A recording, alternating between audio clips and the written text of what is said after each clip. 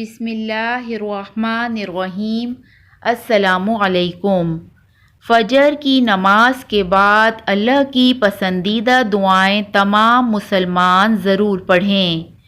ایک حدیث شریف میں آتا ہے کہ جو شخص فجر کی نماز کے بعد یہ کلمات ایک ایک مرتبہ پڑھتا ہے تو اللہ تعالیٰ اسے ہر آفت سے محفوظ رکھتا ہے، اس شخص کے گناہ معاف فرما دیتا ہے، اس شخص کے دل میں اللہ کی محبت پیدا ہو جاتی ہے اور پورے دن میں خیر و برکت ہوتی ہے۔ کلمات یہ ہیں، اسے پڑھیں، یاد کریں اور صدقہ جاریہ کے لیے اسے آگے بھی شیئر کریں۔ نمبر 1، آپ یہ پڑھیں: سبحان اللہ و بحمدہ، سبحان اللہ العظیم۔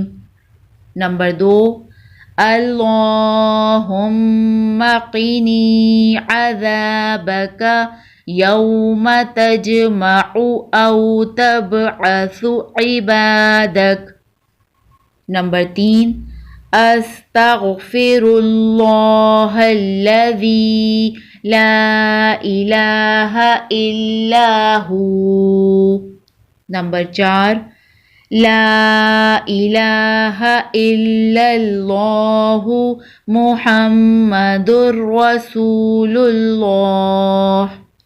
نمبر 5، ربنا اننا آمنا فاغفر لنا ذنوبنا وقنا عذاب النار۔